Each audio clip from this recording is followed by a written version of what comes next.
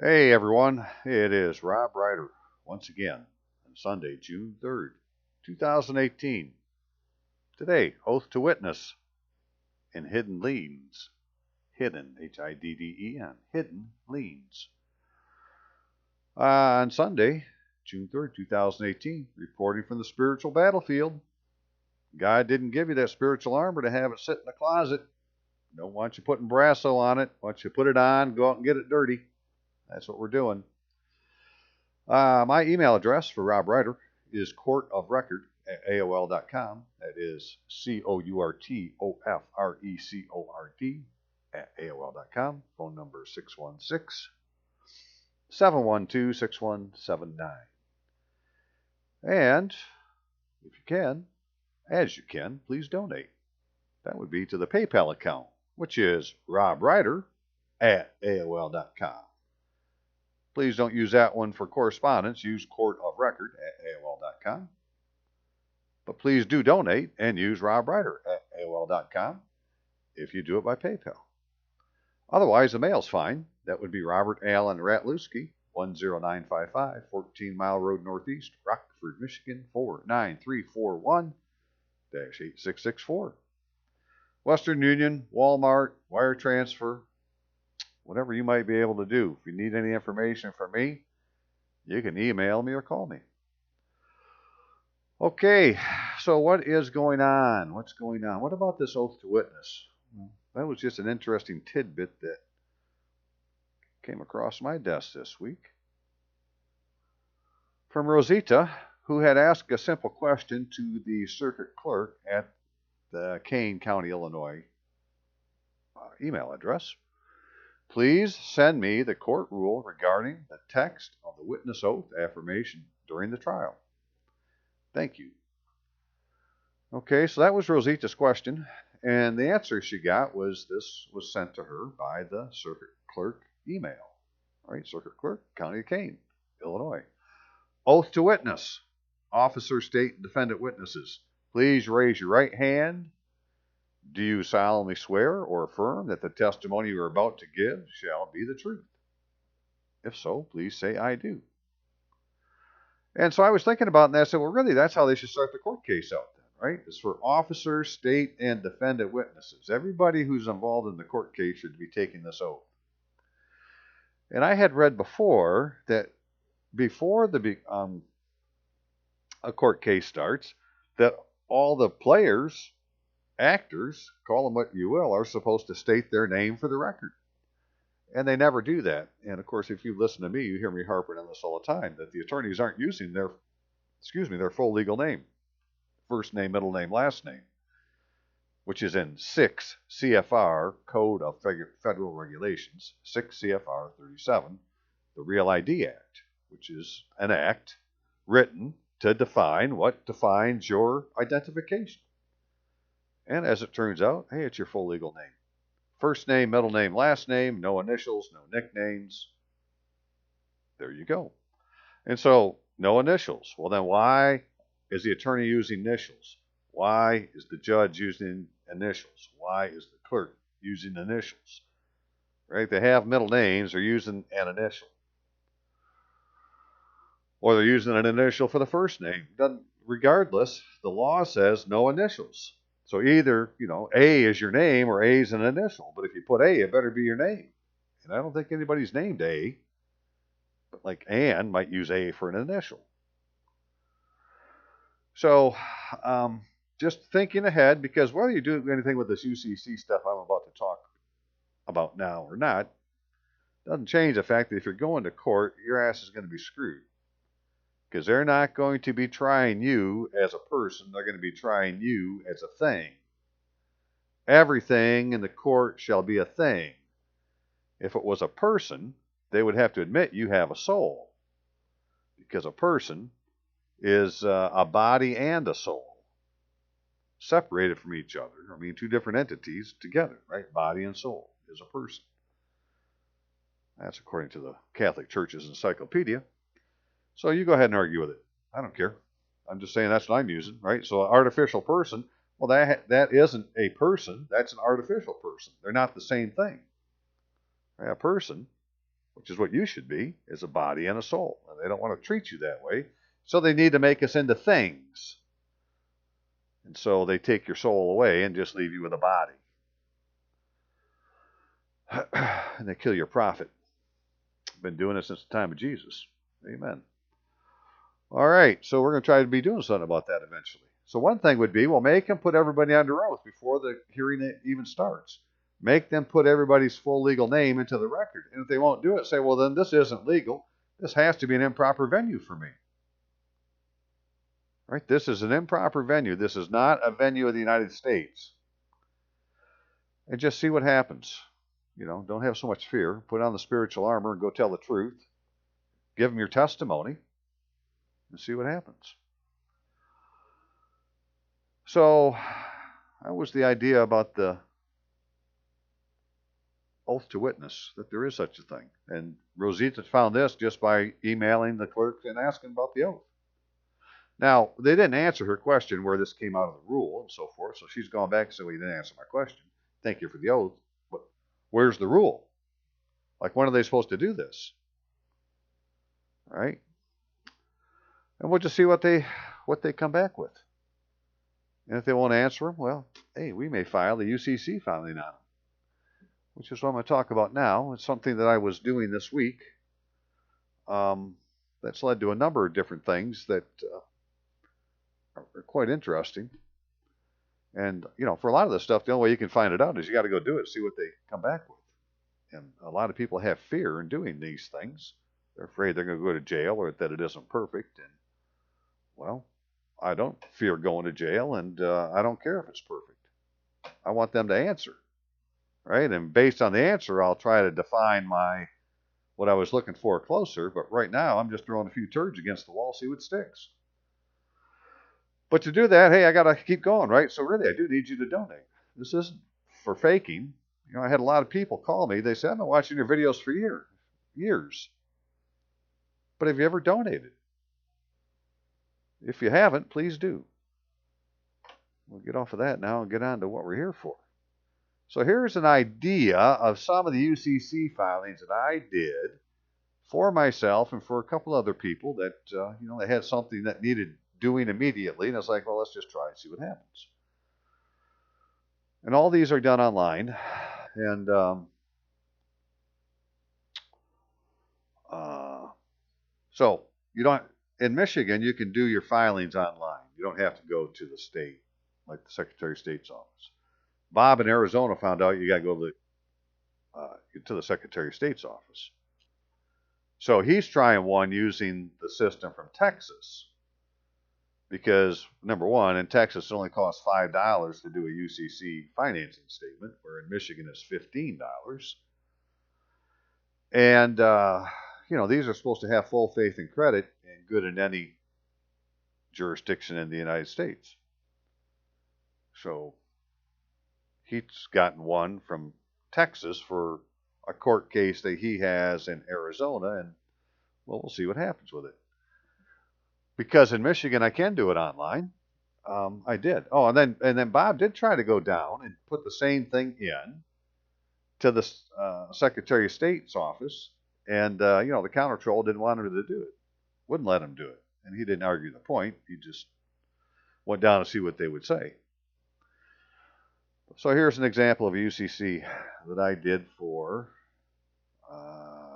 We'll see who it is for in a second. But who were the debtors? Well, first the debtors were the county of Kalkaska and the state of Michigan. And the secured parties were the government of the United States, right? Government of the United States at this particular address. Now, all of these particular names and addresses, as you can see for each one, came by going to the Dunns, Dun and Bradstreet. I guess we should probably just do it just real quick so everybody can see how to do it. All right, Dun and Bradstreet has a page like this here. Dun and Bradstreet, Dunn's number lookup. Hey. Search for. You can either look for your own company or other company. If you click Other Company, then you can do it by business name or business phone. And so if you go to business phone, you start putting in phone numbers, like I'm just going to undo mine.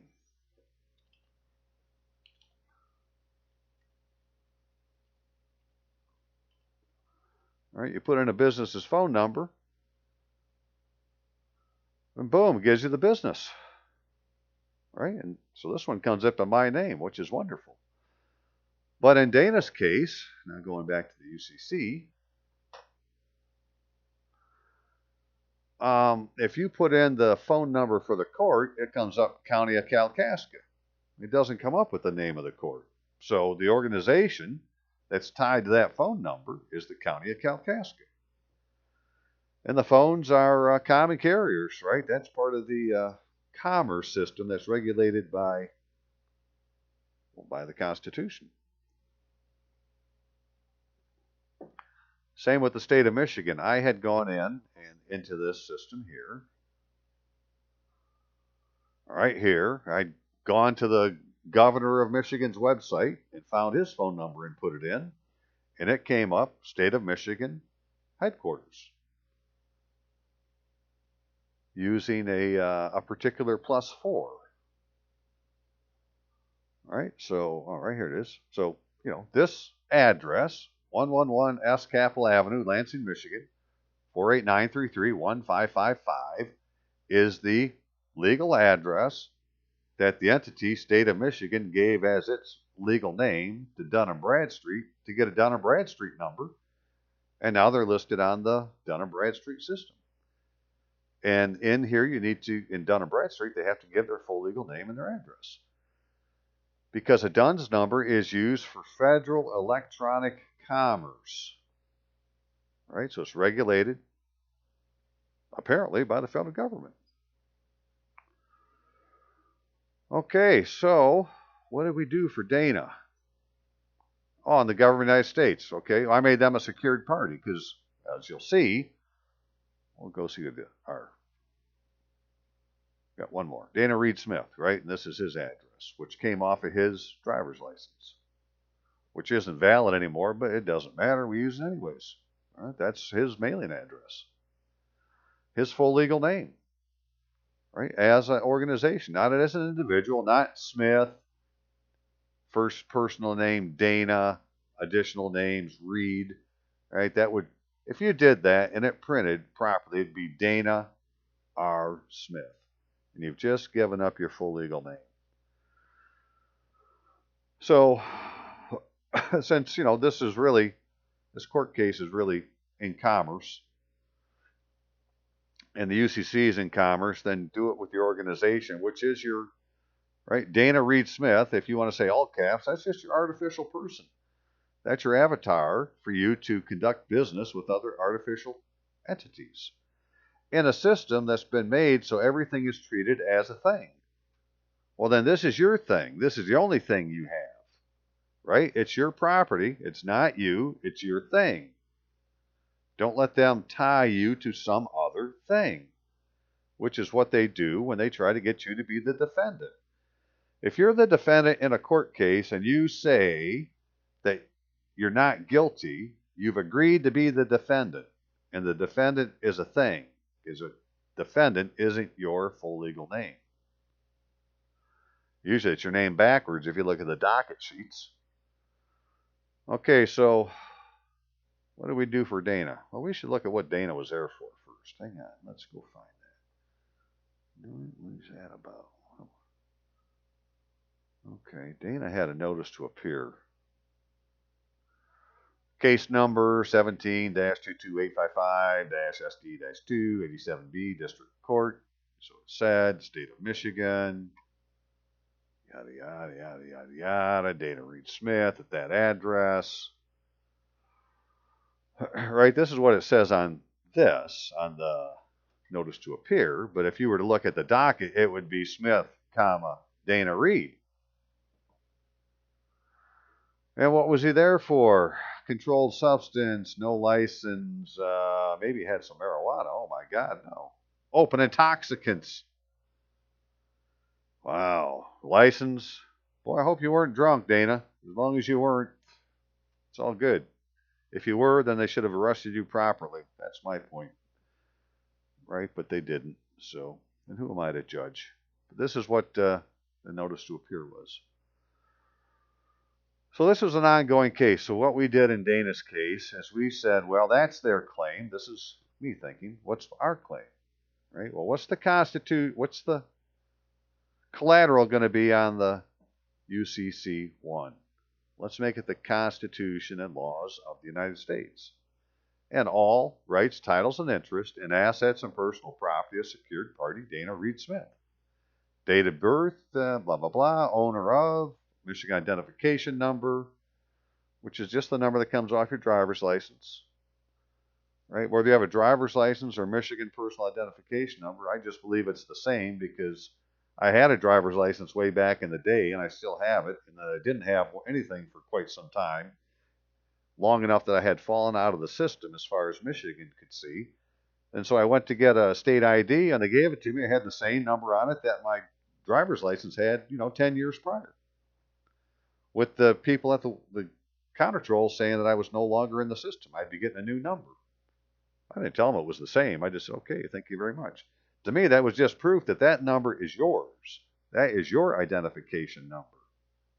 Forgetting the license, the number is yours, right? So he's the owner of the number. So, collateral, Constitution, laws of the United States, all rights, titles, and interests, and assets and personal property of secured party, Dana Reed Smith. Date of birth, 10/19/1960, owner of Michigan identification number, blah, blah, blah. Proceeds of, okay, semicolon, next thing, proceeds of debtors' policies of insurance. Payment intangibles associated with case 17-22855-SD of the 87B District Court of Elkaska. So we just said, hey, any collateral, anything of value in that case or tied to the Social Security number or their policies of insurance, we're putting a claim on, right? A lot of people call a UCC 1 initial financing statement a lien, which is probably okay, but it's just as easy to say it's a claim, right? This is your claim on property. Now, you can write whatever you want in the collateral box, so I just decided to do that.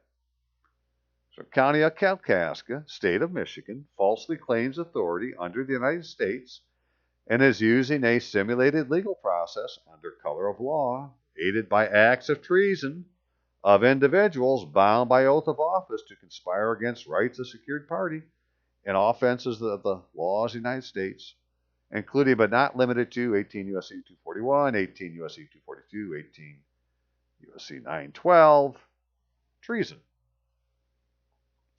comma, treason. Treason being a common law term. It ain't got no number to it. Treason is just treason.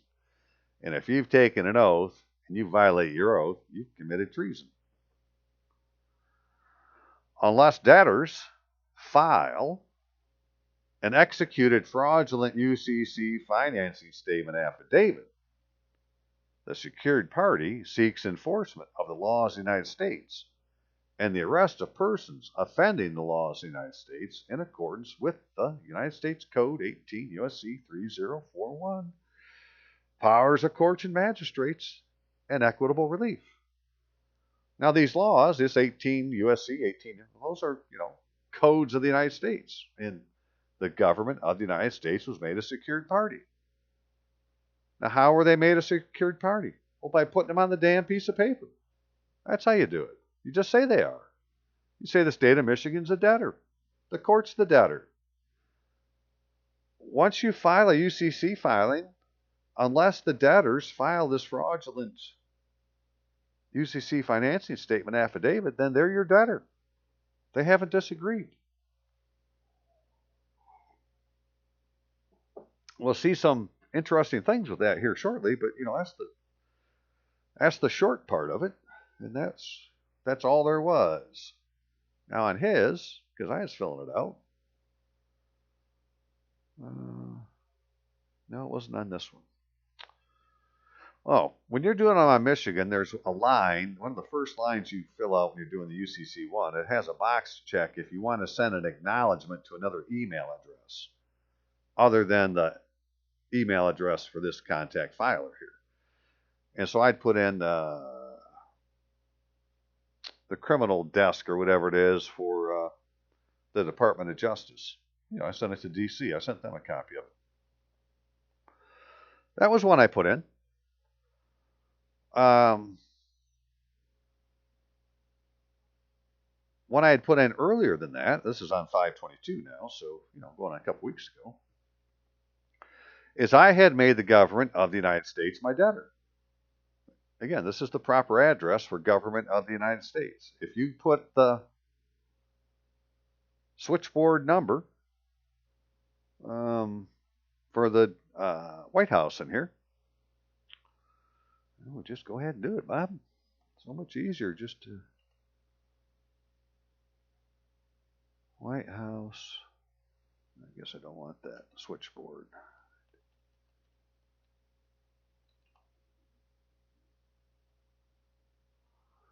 Okay, 202-456-1414.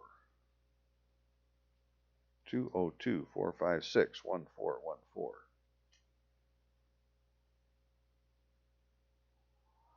All right, now I don't know who Craig Howard Rowland is, who he thinks he is, but as you go through these and you're looking and looking and looking, hey, Government of the United States, Headquarters, 1600 Pennsylvania Avenue, Northwest, Washington, D.C., 205000003.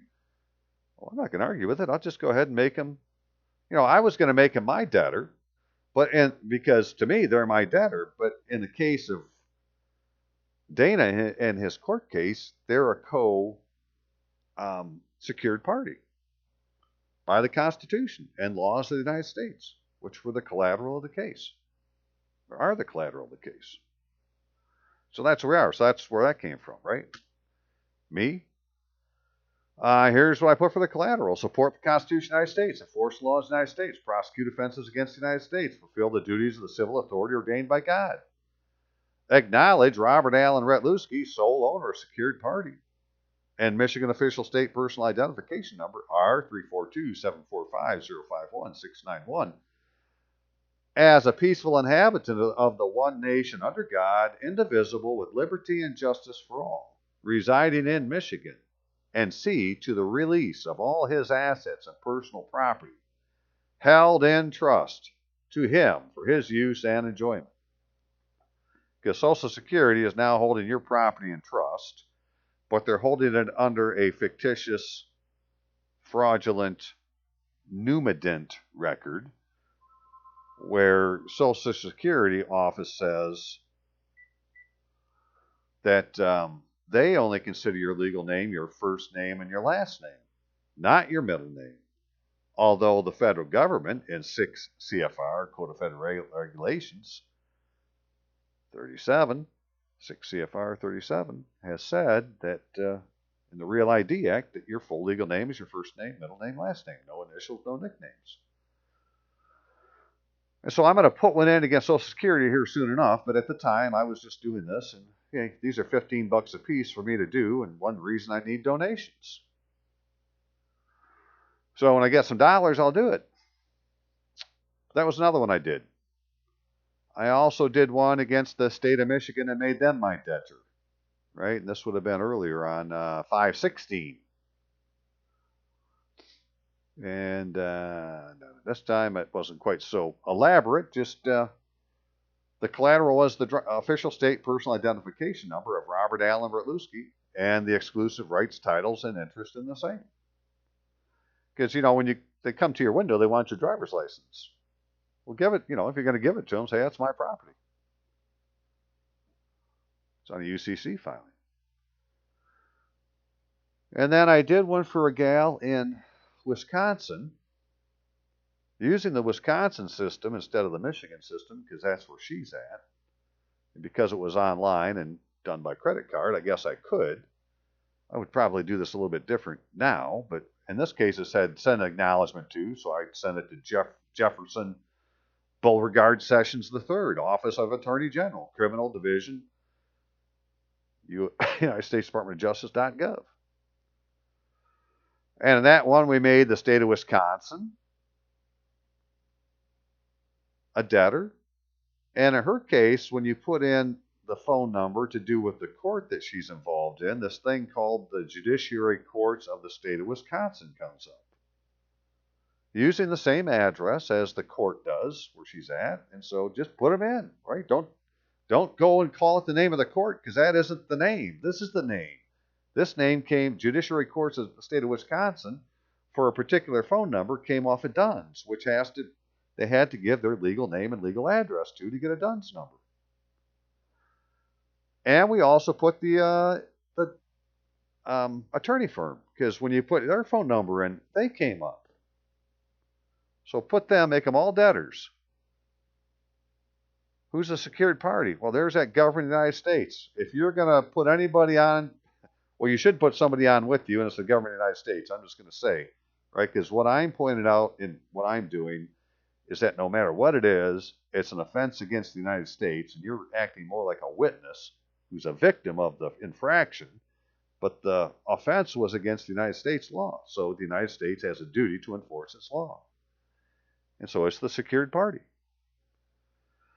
And Terry is the homeowner. So Constitution of the United States, and again, this is the collateral, rights, titles, and interests in the assets and personal property of secured party. Owner of that driver's license, including, and this comes right out of the UCC manual, Section 9, proceeds to which a security interest attaches, accounts, chattel paper, payments, intangibles, promissory notes that have been sold. Of Terry L. Wilson, an unmarried woman. That's the name they used as the borrower on the deed of trust, right? It wasn't Terry Lynn Wilson. It was Terry L. Wilson, comma, an unmarried woman. A legal fiction used to replace your name. They don't want your full legal name on paper. This is how they do it.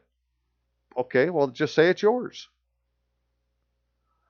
Right? Because they have to rebut it with an affidavit and say, no, it's theirs. So we're just putting a claim in. And so you think about this, where we read all this, you're going to put a claim in that's been registered with the Secretary of State, where anything that they've put into the court case, if you ever looked at the paperwork, is nothing. It's all hearsay. Doesn't have any court seals on it. It's just nothing. So you would have the superior record in a court where the judge isn't sitting as a judge in a judicial court, but is sitting as some kind of arbitrator making a decision between two claims. And so give them something to arbitrate. Give them better evidence, right? A superior claim. So we claimed of Terry L. Wilson, an unmarried woman borrower, incorporated by reference within an unexecuted purchase money mortgage, which would be a mortgage or deed of trust, and it's unexecuted because the borrower or the lender never signs it, and the lender doesn't exist. But the point is, the lender didn't sign it, so we don't have an agreement. So we're going to claim the property because you already have money in the game by having this mortgage. Incorporated by reference within an unexecuted purchase money mortgage security instrument dated October 21st, 2016, recorded as blah, blah, blah, in the Register of Deeds, right? Just the information off the form. Related to the conveyance of certain real estate in Rock County, Wisconsin, to Terry L. Wilson, a single person. Now that's the name, right? Terry L. Wilson, a single person, not Terry L. Wilson, an unmarried woman. Terry L. Wilson, comma, a single person. That was the grantee on the warranty deed. So this is the name they used on the warranty deed, right, for the title to the land, if you want to call it that. And this is the name they used on the purchase money mortgage security instrument. And the reason you call it a security instrument is because that's how you get a security interest in something, by it being a security instrument. And it says that it is. If you go and look at Fannie Mae, Freddie Mac website and look and put in single family security instruments, these uniform mortgage agreements come up. Okay, so described as Lot 14, Block 10, Mallwood Estates. Okay, all that just came off of whatever they described the property as on the warranty deed. Okay, so that's all about, the first part's about the deed of trust. We're going to claim that. The second part is about the warranty deed. We're going to claim that. And now we're going to claim the court case. And of case number 18CV000136, Circuit Court, Rock County Courthouse, da da da da. Unless debtor files an executed fraudulent UCC financing statement affidavit, secured parties are victims of a simulated legal process under color of law perpetrated by oath-bound individuals conspiring against rights from which equitable relief is demanded, and arrest warrants for offense against the United States are issued or executed. And now, Terry, I think I know what the judge was talking about, because I have CV000136, and I think you put CV00138. But what is your court case number? Where was that at? Because here's her case. Okay, it is 136. Okay, so you did write the wrong numbers on the top of the form, is what the judge said. Because after Terry put this in, a day later, she called the judge and said, well, what are you doing with my claim? And what we had noticed before that, now this is before the 31st, is there hadn't been anything put in since she put in her filing. But after she called the judge, so she called the judge's office and said that she had filed this paper. She was waiting to hear from the judge, what they were going to do with her claim. And talking to the judge's secretary, and the judge called her back and said that, well, she would have to call the attorney to see what he was going to do. Because Terry's saying, look, I got a letter that says my property is supposed to be sold on the 5th, right? What's going on? Well, so the judge called, said she had to call back. The judge called back and said that the attorney hadn't finished his summary judgment yet, and that she was going to schedule a hearing. The judge was. So they scheduled a motion hearing to August 3rd, 2018. Now that motion hearing could simply be for the motion that Terry was asking about, because we haven't seen what this paper is. She hasn't seen the notice yet. Terry's a truck driver, hasn't been home, right? So when she gets home, hopefully she has mail, or she goes down and gets it, and we'll see what this is. But this is the docket to her case, and this isn't showing that they entered her document in on this docket, on the court record. It does show they put a notice of hearing in about something, but it's not in there. This isn't showing the instrument itself. So where was that at? How did I do that one? I think that's in here.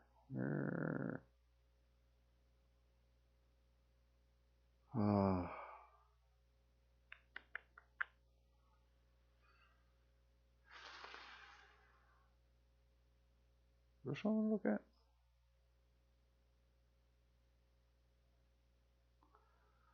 All right, so here's her document as she filed it, right? So this is what she did. She took the UCC.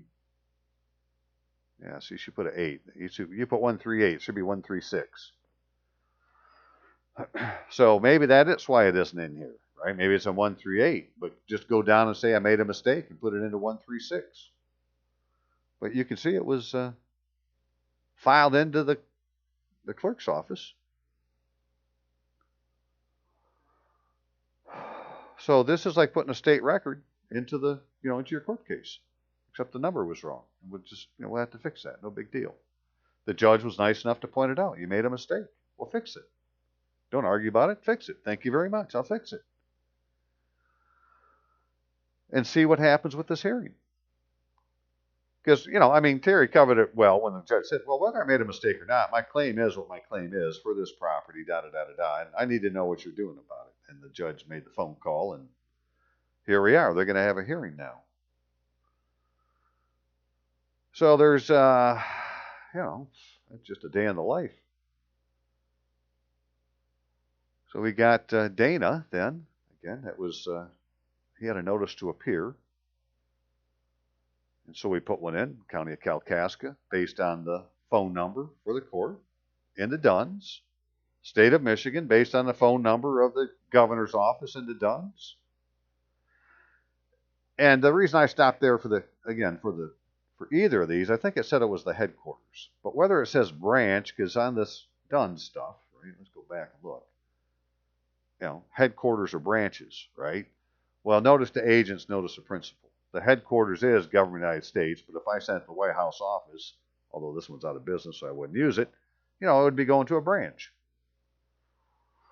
But because I could find it, I did.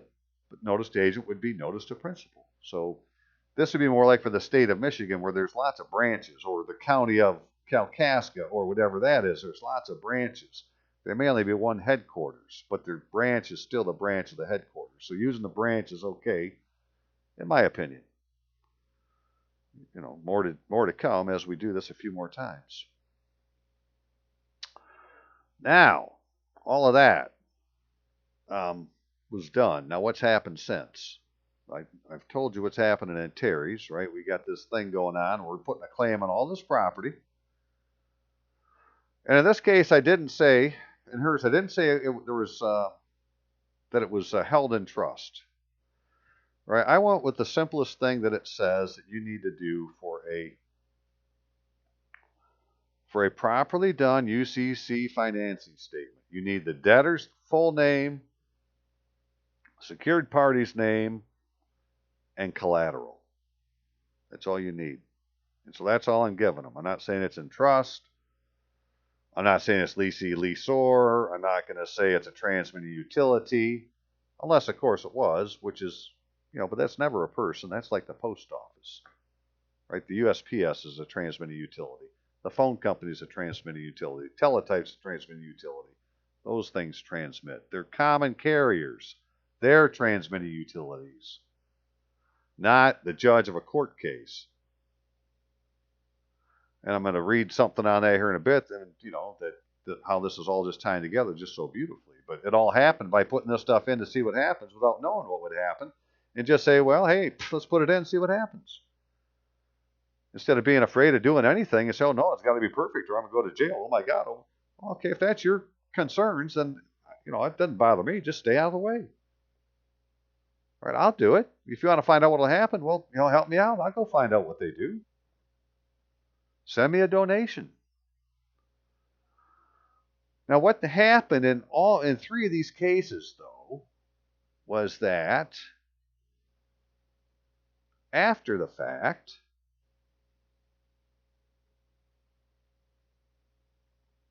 which are these three here in Michigan, where I had made the state of Michigan and the government of the United States my debtors, an amendment, which is a UCC-3, was filed. Michigan UCC filing office, right? That's where the acknowledgement is. And so here's the filing number they used, and this filing number, initial financing statement number, goes to the number of the financing statement that I did, making, well, in this case, it's the state of Michigan, right? 12-4. 12-4, right? This is the one I made the state of Michigan debtor. So somebody's pretending or acting like they're putting in this UCC 3 on top of my UCC 1 initial financing statement, like it's an amendment, checking a box saying termination. And the box says termination. Effectiveness of this financing statement identified above is terminated with respect to security interest of secured party authorizing this termination statement. Emphasis on secured party authorizing this termination statement. Well, I didn't authorize it. It's like, well, this is supposed to be mine. I'm trying to figure this out. I've never seen one of these before. But this is supposed to be mine. Who's this Michigan UCC filing office?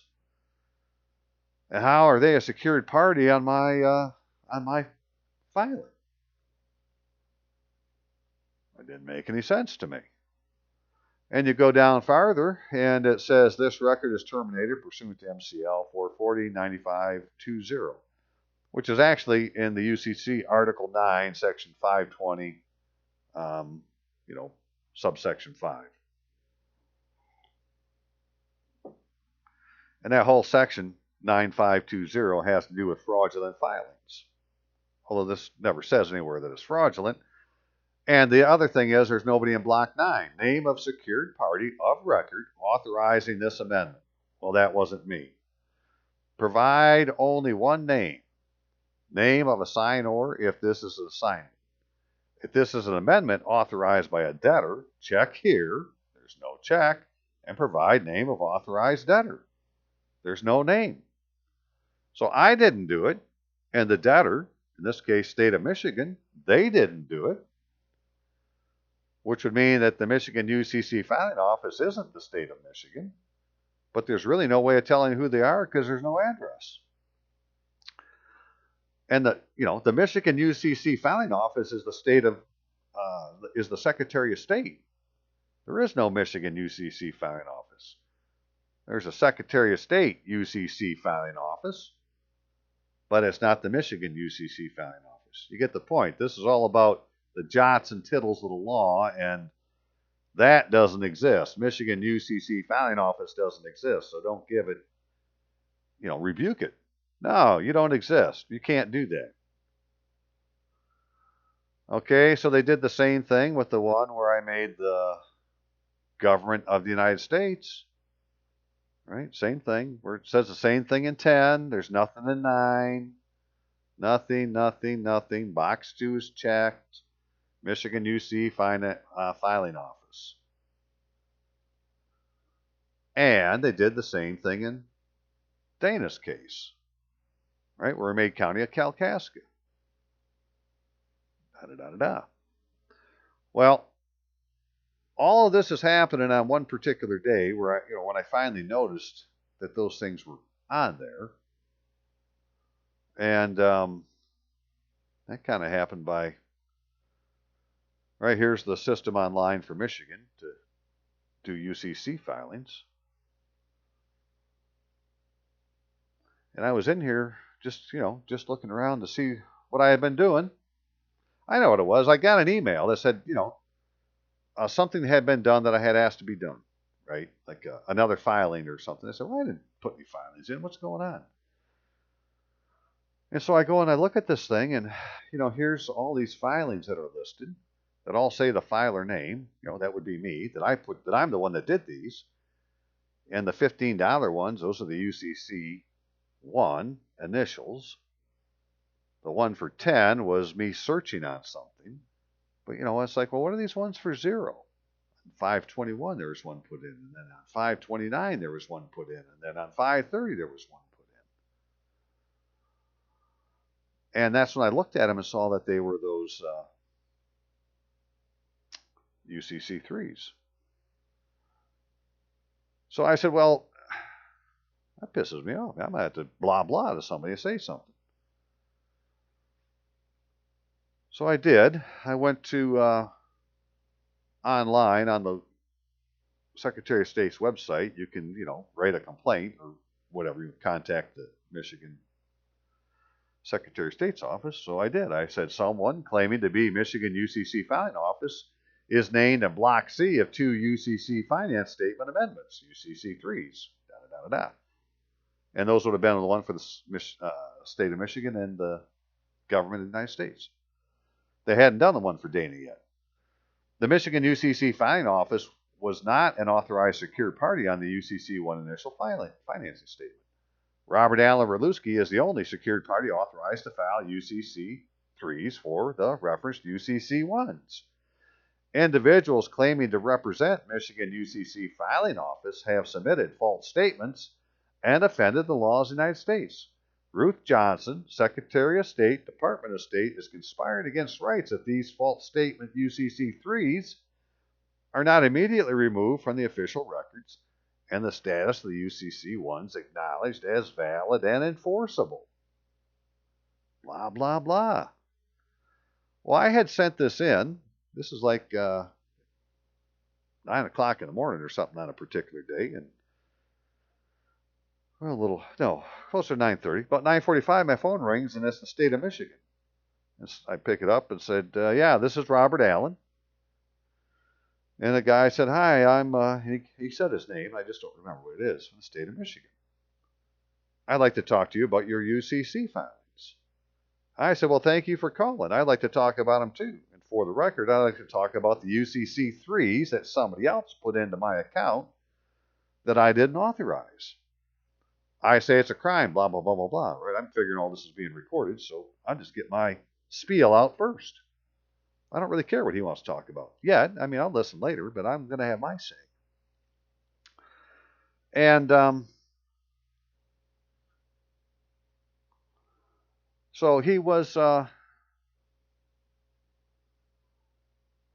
then he asked me. He said, "Well, you filed one against the embassy of the United States of America.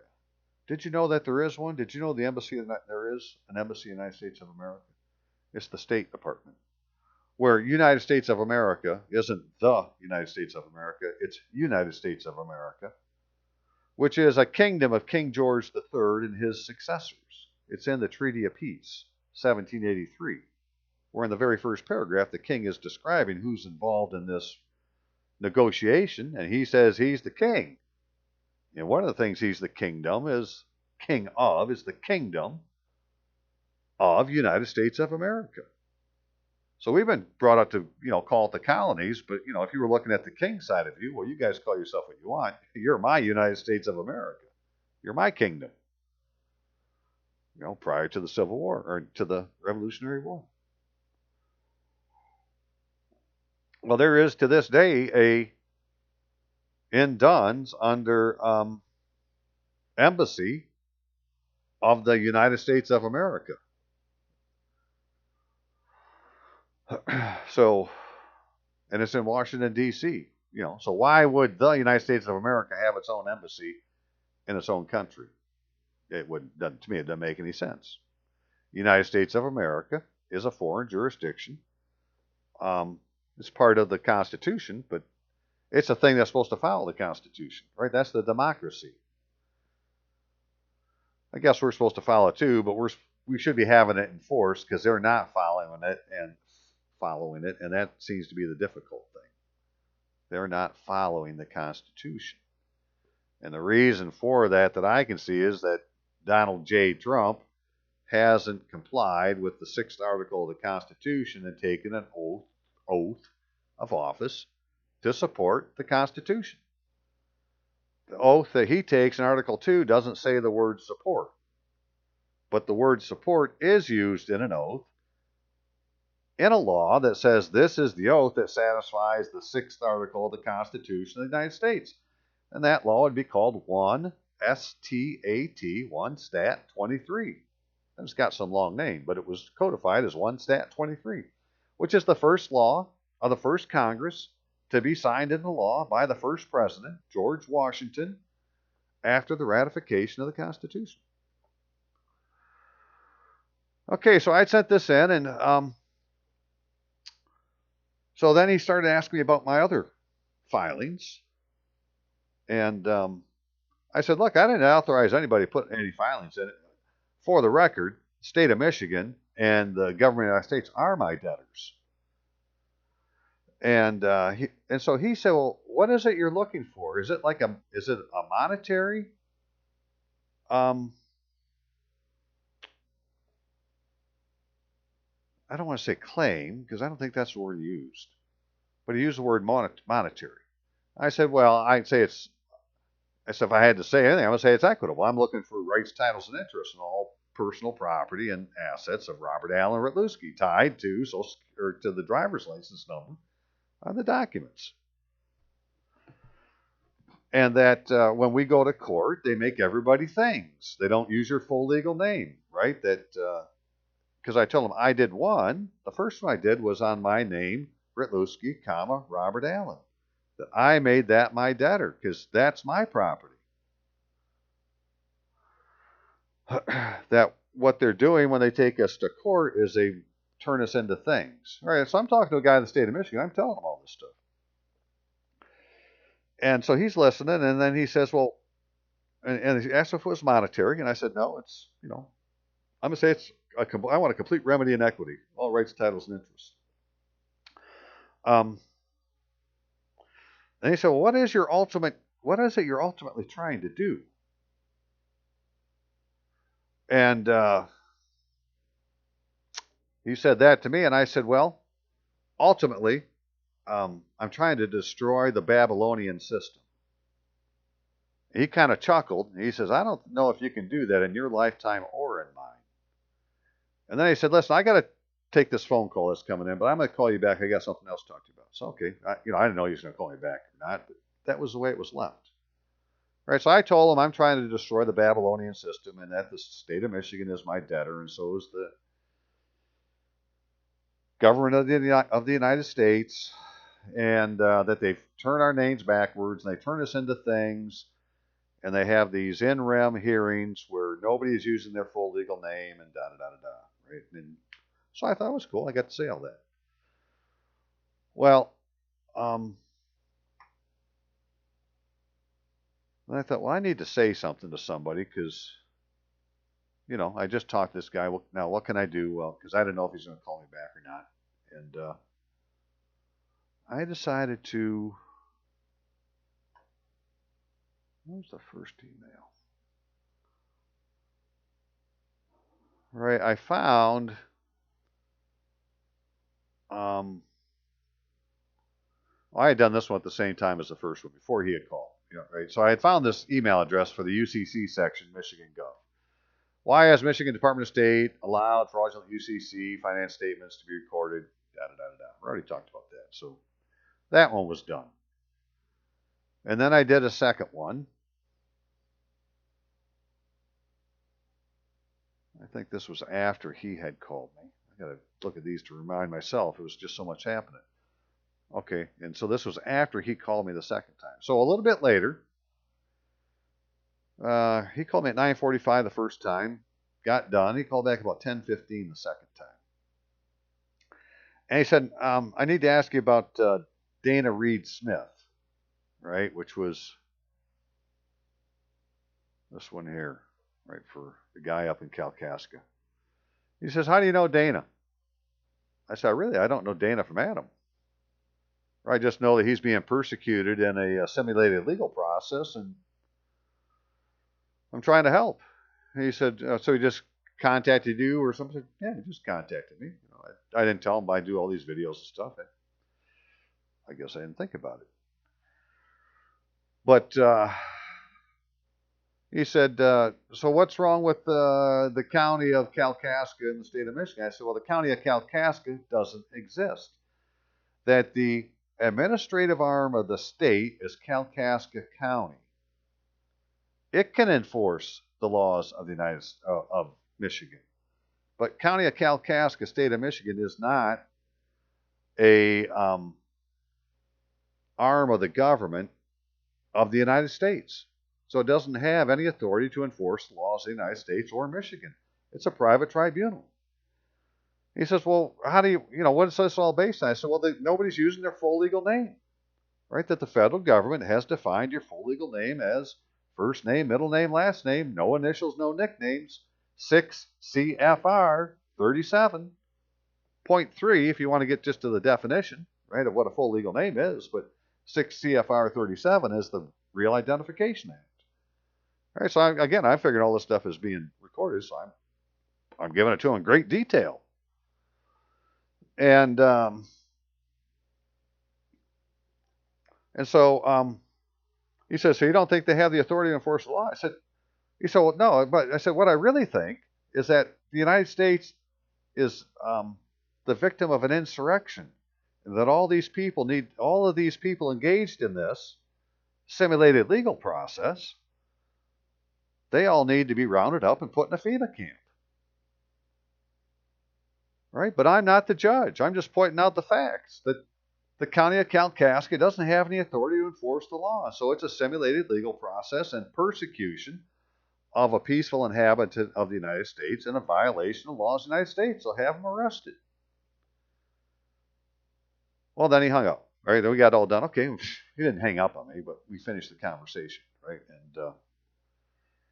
And so that was that. And then it was after that phone call that I went to look online, and I saw that this other one with Dana had been put in. And this had been put in at like 10 o'clock. So it was between the time I talked to him the first time and the time I talked to him the second time that the Michigan UCC filing office, whoever the hell they are, had filed a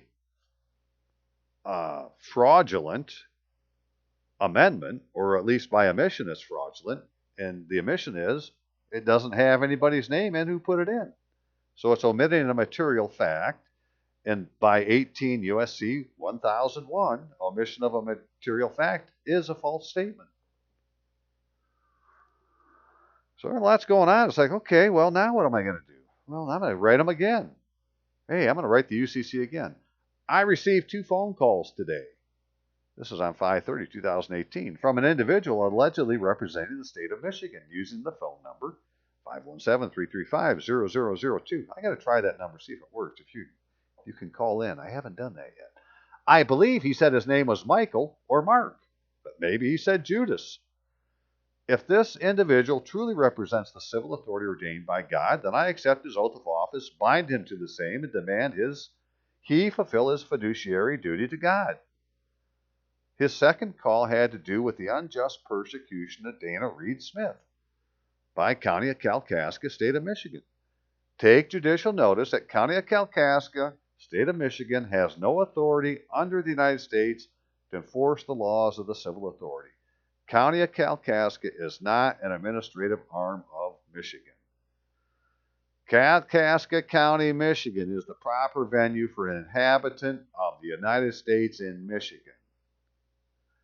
Any proceedings in County of Kalkaska, State of Michigan, against one of the people of the lowercase State of Michigan is a conspiracy against rights and offense of the laws of the United States. Restore the liberty of Dana Reed Smith or suffer eternal damnation for denying the Holy Ghost of Jesus. For the record, the State Bar of Michigan is an organization that advocates the overthrow of our constitutional form of government, and its esquire members may not accept or hold a position in the government of the United States. The United States is under martial law, and members of the State Bar of Michigan are engaged in acts of treason, holding a position in the wartime government. Book them, Dano. They're all under oath. Every attorney takes an oath, and in all their oaths, they take an oath to support the Constitution of the United States. And then everything else afterwards. So I don't need the rest of it. I just need that first sentence. You're not supporting the Constitution of the United States. When they don't use their full legal name and they don't use your full legal name, they're violating, to start with, the Fourth Amendment to the Constitution, because you're not secure in your persons, papers, houses, or effects. Right? Your person would be Robert Allen Rutluski. Right? They don't use that name. I'm not secure in my identified person. And if they're not using their full legal name, then my houses, papers, and effects aren't secure from a legal search and seizure because I really have no idea who they are. All I know is they're not doing it legal. See how that works? All right, so I sent this one to them, and then what else did I do? Again, this is just my report from the field. I'm not really trying to teach anybody anything. I'm trying to report from the field, hoping somebody who gives a shit will look at this and say, hey, he's right. And, help me do something with it. UCC 3 financing statement amendment with filing number what? Blah, blah, blah, is yet another false statement by Michigan UCC filing office. This is the one they put on Dana's then. The filings block 9 lists no named a secured party of record authorizing this amendment, nor any indication that it is an amendment authorized by the debtor. Individuals falsely claiming authority in the United States are conspiring against rights in defense of 18 U.S.C. 241 and acts of treason. Please inform the Commander-in-Chief. This is the third act of treason I have brought to your attention today. God is watching for an indication of your good faith or self-confessed damnation. Let your conscience be your guide. And that's how you talk to the state. Rebuke them. You don't owe them anything. They owe you. Make them your debtor. Okay, because this is the very important thing. See, neither the state of Michigan or the government of the United States has filed anything to say they're not my debtor. Therefore, they are my debtor.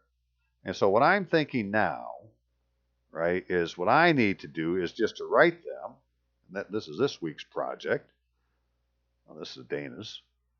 But to write to my debtor, put a copy of this in there and say, hey, you're my debtor and this is what's going on. I need you to do something about it. Enforce the laws of the United States. Right? This is what I told you to do. Support the Constitution, enforce the laws of the United States, prosecute offenses against the United States, fulfill the duties of the civil authority ordained by God. Well, maybe they're just waiting for me to give them something specific because they haven't, they didn't say they weren't my debtor. Somebody called the Michigan UCC fine office has made it look like somebody isn't my debtor. We're going to get into what all that's about here. Okay, give me just a second, please. Let me see where I is. Okay, so given that I had the situation I did where they had put these UCC3s in on my documents and, making it look like they hadn't been done properly, so I'm going to go research a little bit. So I'm looking through the UCC in Michigan, which starts with 440, right? Every state put their own identifier on it, like it's their own act, but it's a uniform act. And I talked about form and format of written initial financing statement and amendment, and that the fact that the American Law Institute and Uniform Law Commission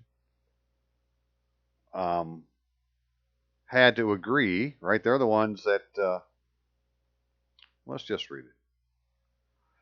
Except for reasons set forth in a couple of sections, a filing office that accepts written records for filing shall not refuse to accept written initial financing statements that conforms to the form and format of UCC financing statement, right? Form UCC 1. Or the UCC financing statement addendum, UCC 1 AD, promulgated by the American Law Institute Uniform Law Commission. Or to the form or format of any other revision or version of either of those forms that are promulgated by the American Law Institute and Uniform Law Commission. So it's like, well, who are these people? Who is this American Law Institute and Uniform Law Commission? Well, thank God for Google, right? Because you can just put the name in and Google it and say, hey, there's a thing that comes up called the Uniform Law Commission. And, the Reader's Digest version is every state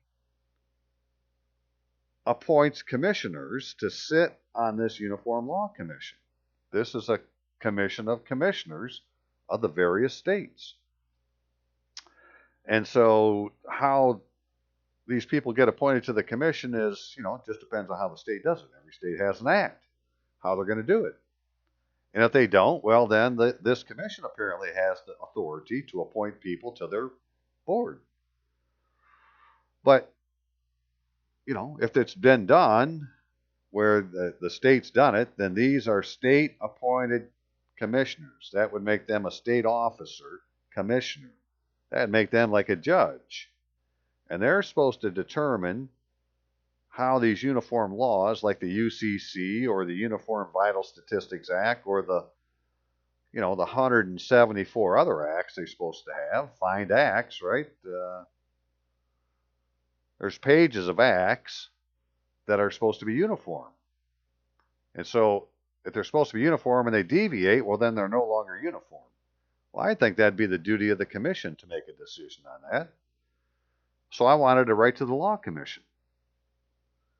And this Law Commission, then, in Michigan, is called the Michigan Commission on Uniform State Laws. 2 members appointed by the Senate Majority Leader, 2 members appointed by the Speaker of the House, the Director of the Legislative Service Bureau, or the Director's designee, and 3 members appointed by the Legislative Council serve as Michigan's delegation to the National Conference of Commissioners on Uniform State Laws pursuant to some act of 1986. And, well, here they were, right? Here's the members. These people right here. And here is their clerk, right? Because she's an administrator. Legislative Council, LSB, designee. Administrator. Okay, that makes you the clerk. And, well, so, I'll write these people and bitch at them a bit. I just got to find out where I did it. It was right here. So this was to the legislature, right? This is this guy at the end. He's the, I can't say that. I don't remember how I did it exactly. We'll just go ahead and do it. Anyways, Michigan Commission on Uniform State Laws. I wrote to the chair, June 1st. Chairman, against my will and offense to the United States, certain UCC financing statement amendments, UCC 3s, have been mysteriously filed with the UCC office that terminate various initial UCC financing statements filed by myself, right? UCC 3s on my UCC 1s. I didn't do it. Although it shows that way that I did do it on the Secretary of State's website. My initial filings were filed using the UCC online service offered by Ruth Johnson, Secretary of State, Department of State. Is that a fact? Well, yeah, Ruth Johnson, Secretary of State, Department of State.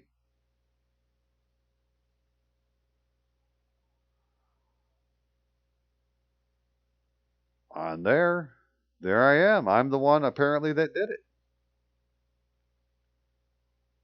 I think they've added this since I first did some of these, right? I gotta be one of those things to figure it out this week too. But nevertheless, it shows that I did it. Well, I didn't. Okay, I did not file any amendments, UCC 3s, yet the UCC online service now indicates that I, Robert Allen Orlowski, am their filer. Upon reviewing the amendments themselves, using Ruth Johnson's UCC online service, the images of these supposedly official records omit material facts in matters of commerce protected by the Constitution of the United States and other international laws. Item C of the UCC 3s seems to suggest that the Michigan UCC filing office as the filer, but no address is provided to send an acknowledgement. I guess we should look at one of those still.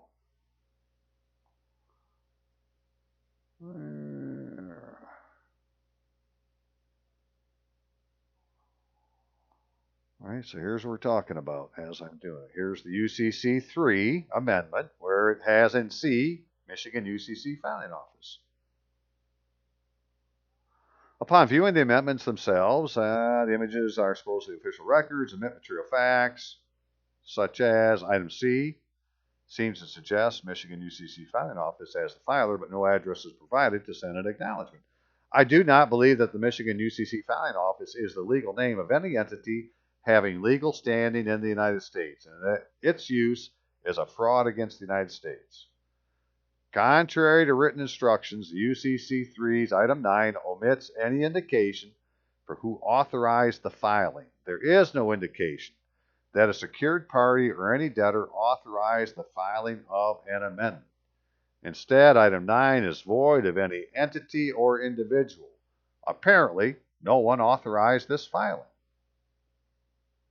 That would be block 9, right? There's going to be a UCC 3. This got to be filled out, block 9, by an authorized secured party or the debtor.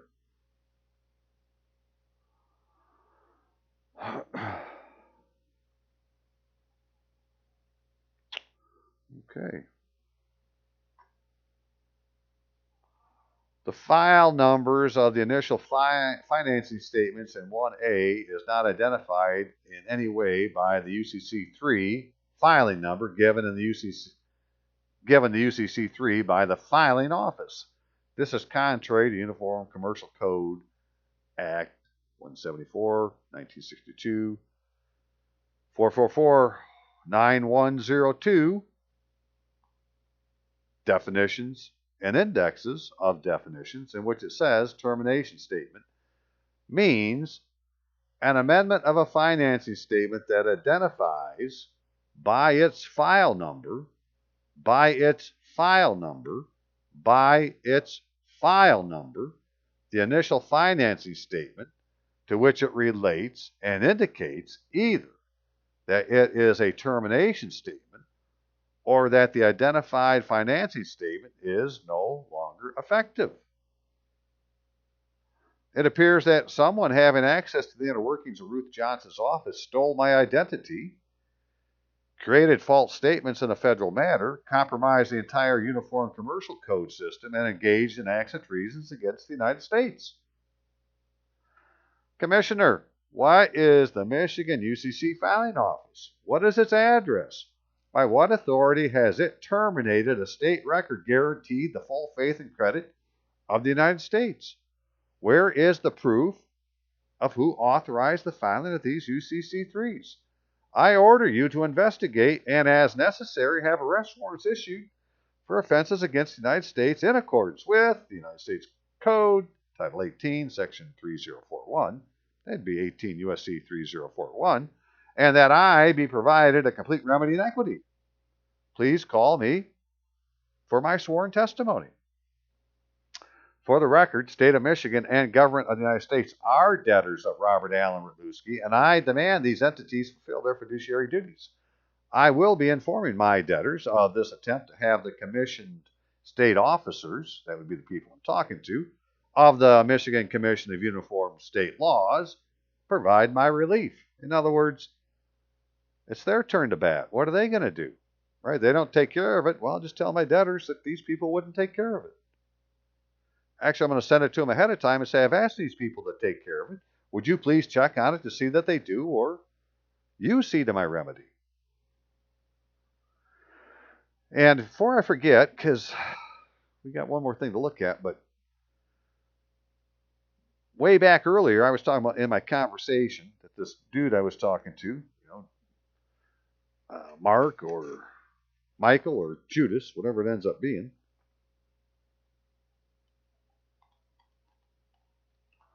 had asked me if my issue had to do with was a monetary issue, I think is what he said. Right? And you think monetary, because you can look it up, well, that has to do with money. But there's this thing called monitory that I didn't look up till yesterday. That blows me away. Right? Monitory letter. Now, this is in Bouvier's also, but which is where I found it first. And so, Bouvier's was written, supposed to be using the terms and the definitions that the Constitution was based on and so forth. So, what is a monitory letter? Well, it's used in ecclesiastic law. The process of an official, a bishop or other prelate having jurisdiction, issued to compel by ecclesiastic censors those who know of a crime or other matter which requires to be explained to come and reveal it.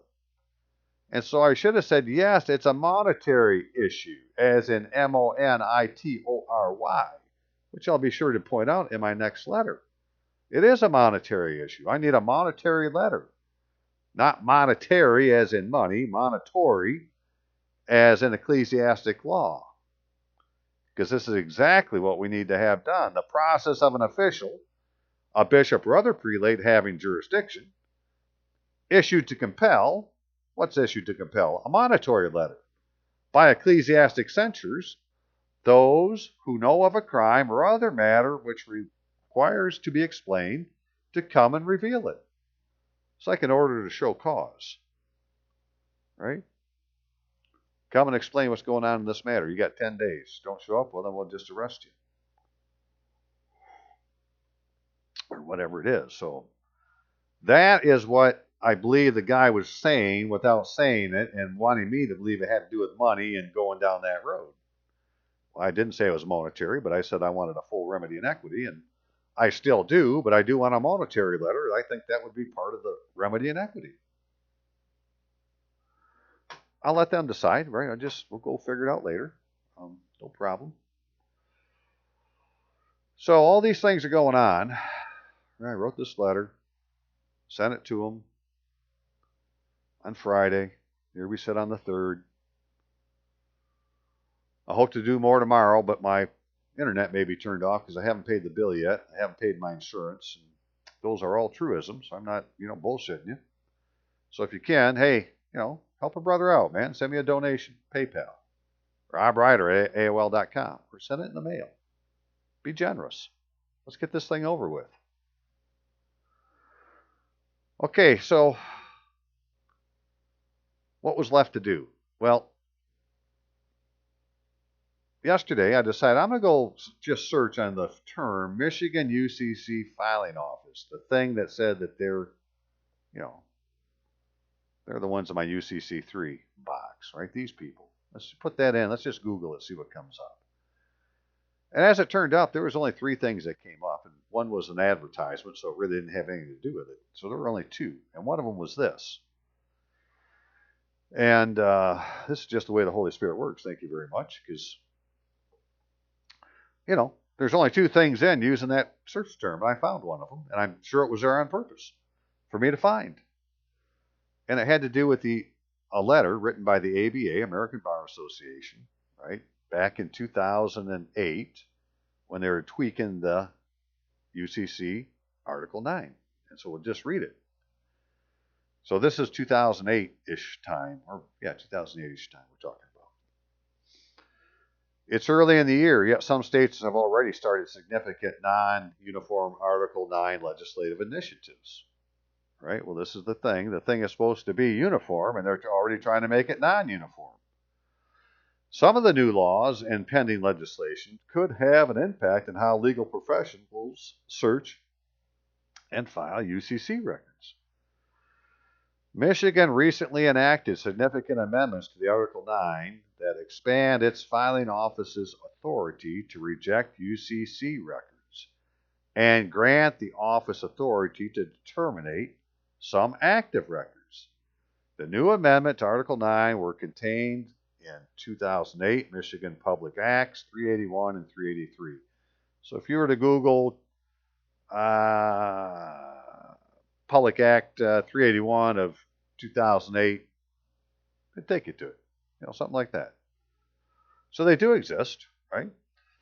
When the new Michigan law take effect, the Secretary of State will have authority to terminate financing statements under certain conditions. A record terminated under the Secretary of State's new authority becomes void and ineffective. In addition, the new law grants the Secretary of State broad discretion to reject a UCC record upon determination that the record is not required or unauthorized to be filed or is being filed for a purpose outside the scope of Article 9, or if there is reasonable cause to believe the record is materially false or fraudulent. All right, going to give them a way to do that.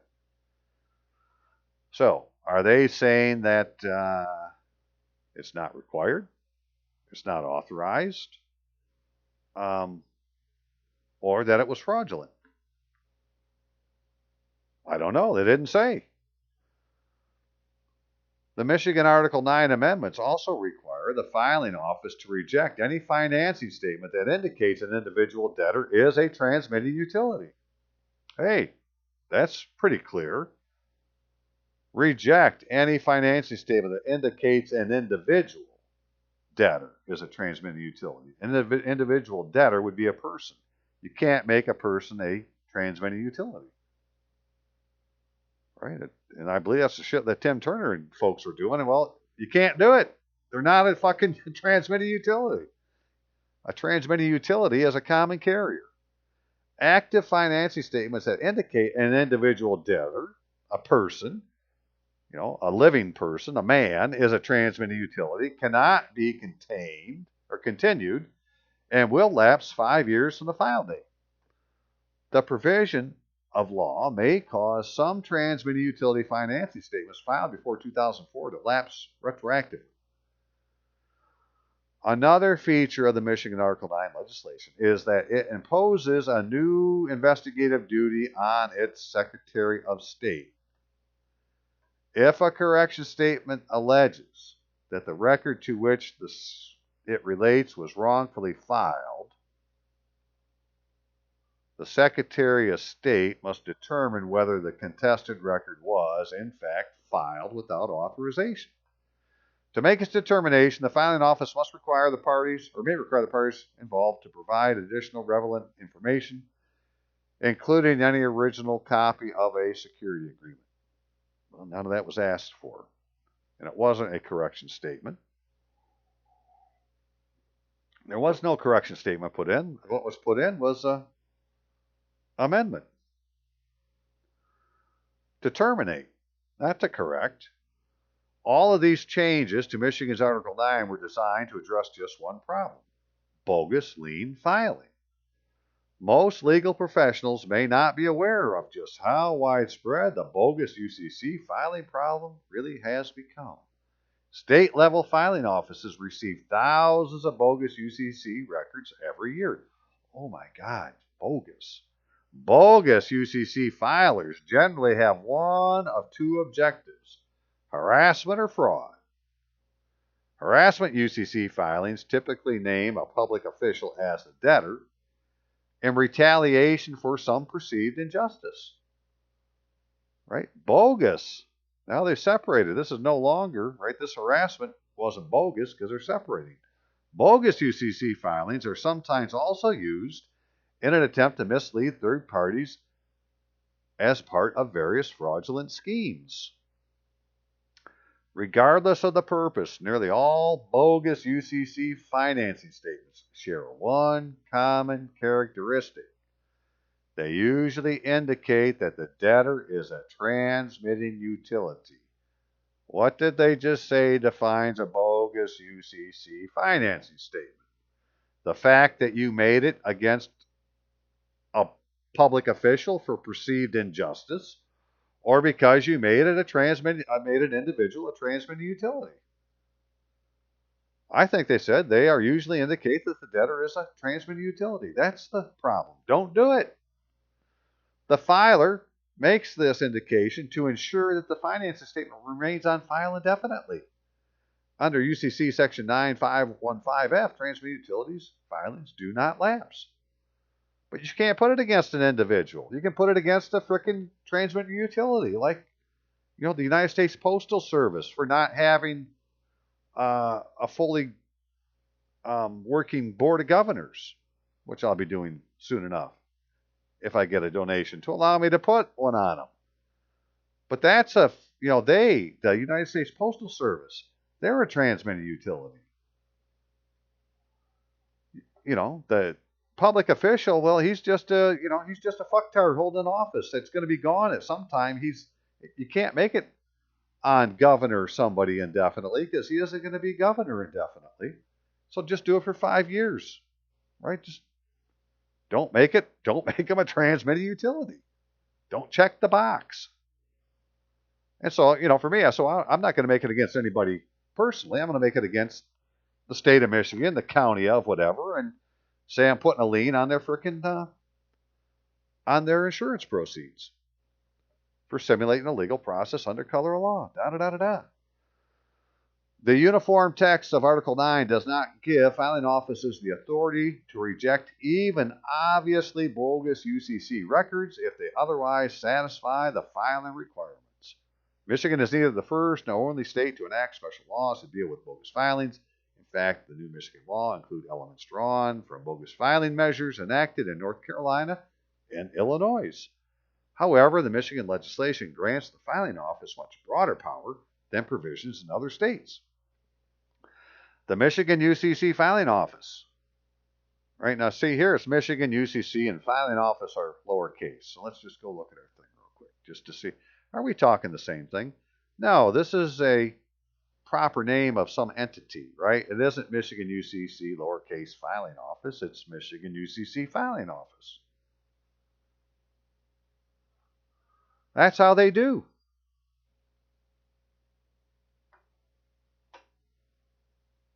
Right, the Michigan UCC filing office. The F isn't capitalized, the O isn't. This isn't the same as what's in Block C. Has stated its intention to exercise restraint and apply new discretionary powers only when UCC record is clearly bogus on its face. Nevertheless, some of the new provisions will affect legitimate records. Nevertheless, some of the new provisions will affect legitimate records. I think that means it will affect legitimate records. And there are still questions about how a filing office will apply new laws to electronically filed UCC records. The filing office intends to develop and implement procedures to address any unresolved issues before the law takes effect, March 30, 2009. So, for me, because I always like to read what they're supposed to do, it would be in this procedure. Did they follow the procedure when they filled out this UCC 3 against my filing? Or are they just simulating a legal process under color of law, and the debtor, United government of the United States and state of Michigan, hasn't denied they're my debtor, and they're just waiting for me to bring it to their attention by mailing them my grievance at their address? That's what we're going to try. There also was legislation recently proposed in Michigan that, if enacted, would place a substantial new burden on both UCC filers and the filing office. The Michigan House Bill 6647, introduced November 12, 2008, would have established the debtor's signature requirement. The bill made no progress, and future of its initiative is uncertain. And I went and looked. It's just, sitting dormant someplace. Other states have Article 9 legislation pending as well. South Dakota introduced a bill on January 5th, 2009 that could create significant problems for filers, searchers, and the filing office. House Bill 1036 would require the filing office to reject financing statements that do not provide the complete, full legal name, complete name of the individual or organization debtor. It is unclear how the filing office could determine the completeness of a debtor's name, especially for an individual. Another concerning issue with HB 1036 is that it required the filing office to apply a different standard to a debtor names provided on amendments. The filing office would be required to reject an amendment that does not provide the legal name of an individual debtor. Okay. Did they do that? It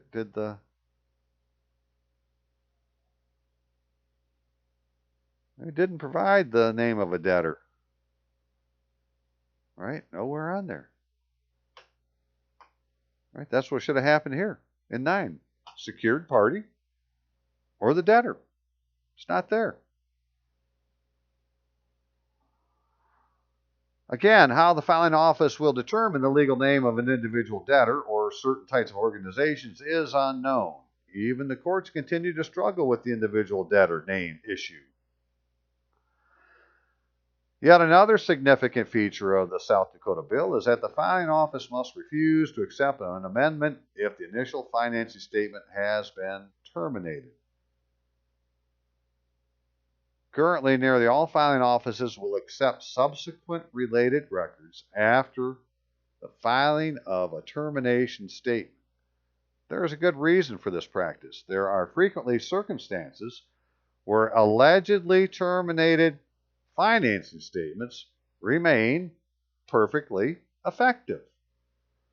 Where allegedly terminated financing statements remain effective. I think that's what they said. Is that what they said? Perfectly effective. That's even better. For example, a termination statement filed without authorization is ineffective. Well, holy shit. This wasn't authorized by anybody. So it's not effective. It's a smokescreen. It's just trying to make it look like it's been terminated. Yet the financing statement to which it relates will appear as terminated in the filing office records. Reportedly, terminated financing statements may need to be amended, assigned, or continued. Under HB 1036, the filing office must reject any subsequent amendments after termination statement has been filed, including continuations. The result of this legislation could be a large number of hidden liens. They're trying to hide my lien. Not trying to terminate it because they can't. They're trying to hide it. because it's perfectly effective. They are my debtors. I just need to write my debtors at their address and give them an order. Michigan and South Dakota are not the only states with non-uniform initiatives, right? And again, the whole idea was these uniform laws is they're supposed to be uniform, and that's what that commission is for the uniform laws, is a commission on uniform frickin' laws. Uniform Law Commission. And so every state has them, and if you go into uniform laws, and you put in, yeah, go this way, put it back in, and put commissioners behind it, right? I don't know how else you get to it, but you can find it on the site, and then you can search by your state, and you'll find your commissioners.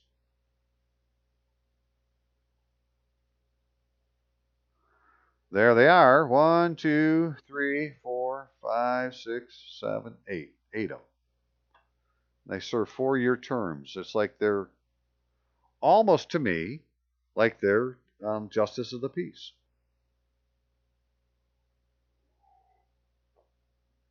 Four-year commissions. That 4-year term is important in common law. That would have been the justice of the peace in common law, which is the guy that he's the trier of the fact to determine if the facts warrant having an arrest warrant issued, right? And then the trier of the law can try the law, but first you got to try the facts to see if it looks like somebody's broke the law.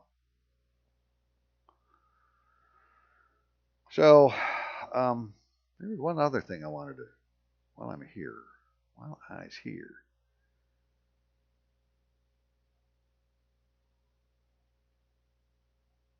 Had to do with financing statements. Naming names, getting the name right on a UCC financing statement.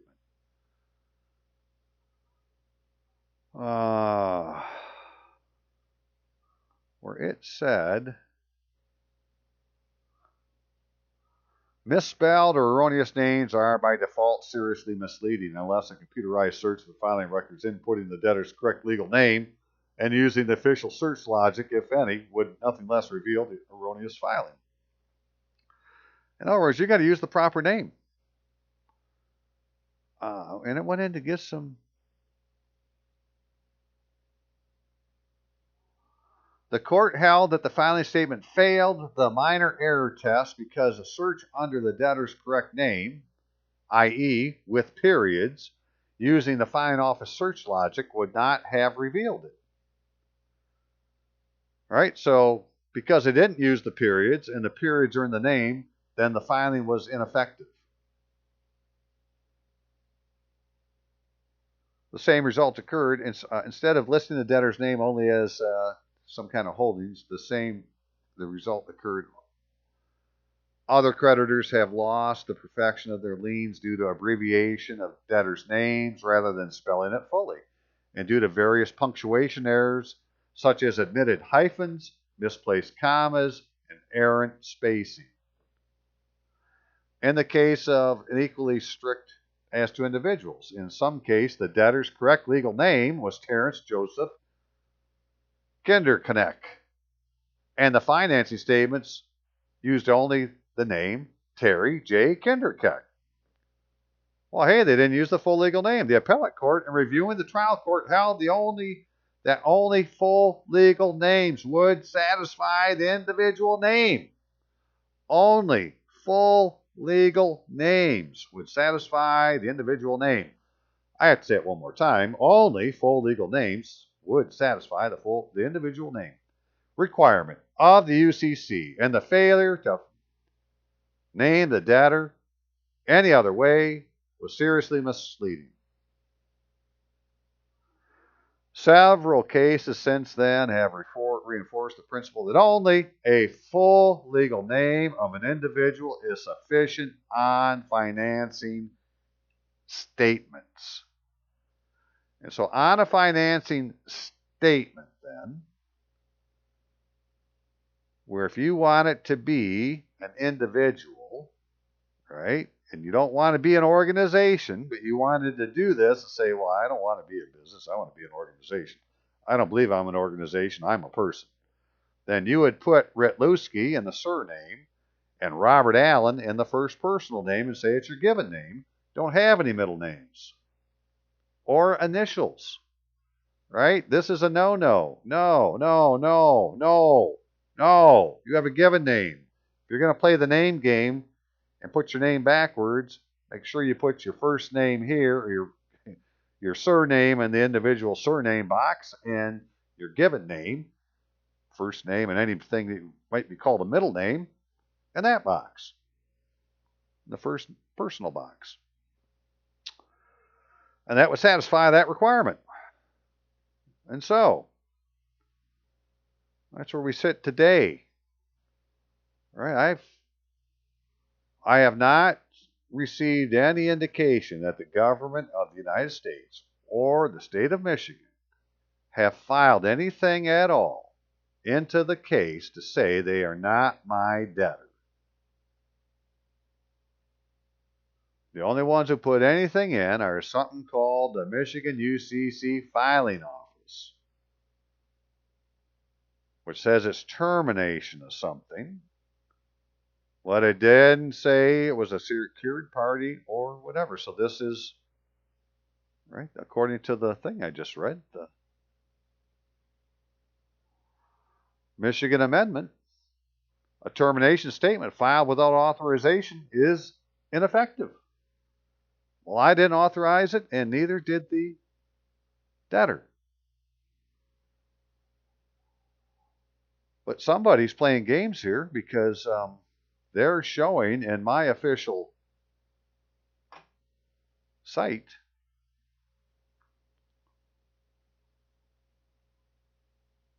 right, that I did it, that I'm the filer. And the filing organization, I don't know how they put themselves in here, right? There's Michigan UCC Filing Office. Who the hell are they? I don't know. But we're going to find out. But because I'm going to go, put the packages together and mail a copy to my debtors and see what they come up with. If you want to know what happens, well, you have to watch the next video. I had one more thing to talk about because I'm going to do another one yet today. All right, so where was that? Give me just a second here. Close some of these things up.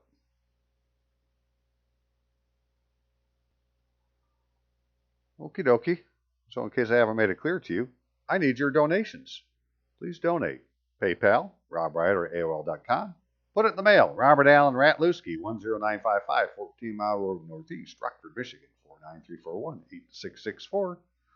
Western Union, Walmart, wire transfer, money order, check, cash, as you can. So, one last thing. I got this. So somebody that Dana knows had an issue that Dana talked to, and now I got somebody else send me something, right? So say, okay, well, what's in this case? And so in this case, without getting into it completely, somebody complained publicly about the treatment that their loved one was getting by the Kalkaska County Hospital Authority, and they called them out on it, like on social media or something. And so now this entity is filing a lawsuit against the people that did it. Now, as you can see, none of these people have a middle name, and I'm sure they all do, so the defendants don't exist. But let's just go at the beginning, the things that would be wrong with something like this, and how you would then use it into a UCC filing, right? So, in the Circuit Court of Kalkaska County, well, there is no court named in the Circuit Court of Kalkaska County. The Circuit Court of Kalkaska County is like the 46th Circuit Court. And let's just find out by, hey, let go Kalkaska County Court. All right, it's the 46th Circuit Court. That's what its name is.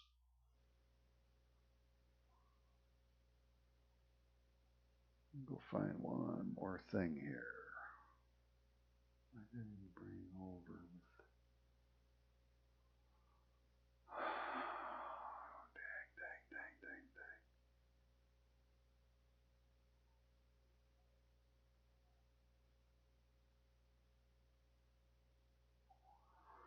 Okay, so I went and I put in Kalkaska County Hospital. Now, this is going back into Dunn's, right? And so this is the information I got for them. That's their address.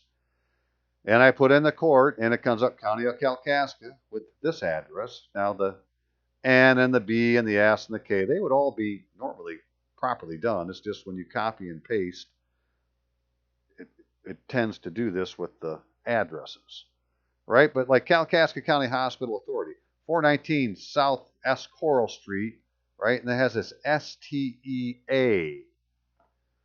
Well, that's a specific room or something in some address that if you don't send it to that, you're not sending it to the Kalkaska County Hospital Authority. This is their legal address with the 4-digit or +4 zip. Okay, so there is no Circuit Court of Kalkaska County. It's the 46th Circuit Court.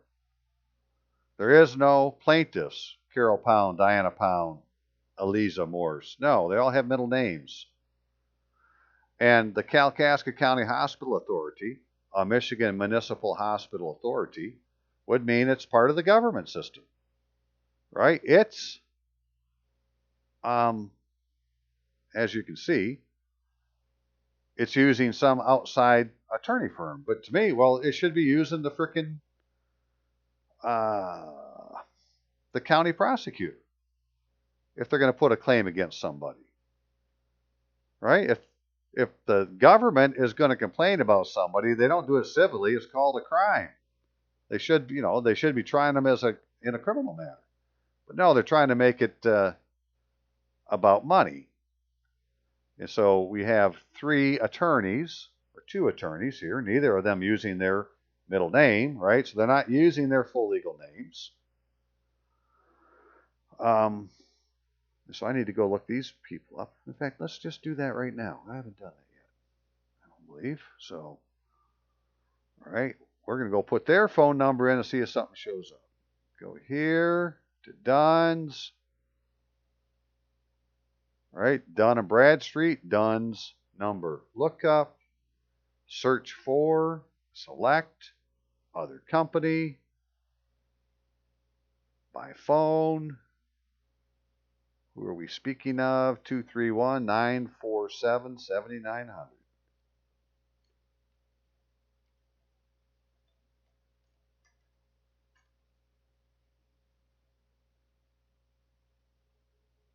Did I spell it wrong?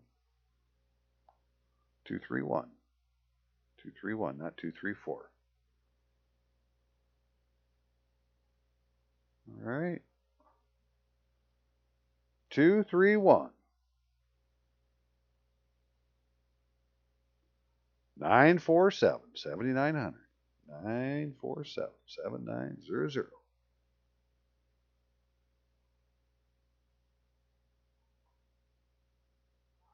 Hey, look at all them places. Look at all these places using that phone number. All right, 13 results tied to that phone number. 231-947-7900. Which one did they say they were? Coon Rogers, PLC.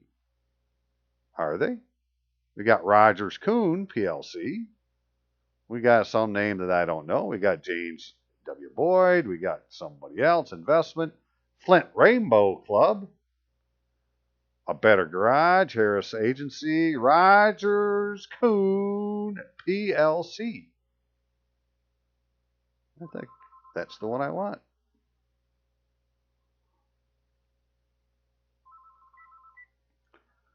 And so I'm going to make all of these people debtors on my next go around.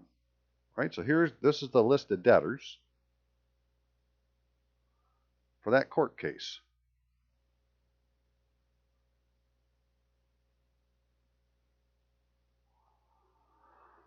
To say them and the state of Michigan are the debtors.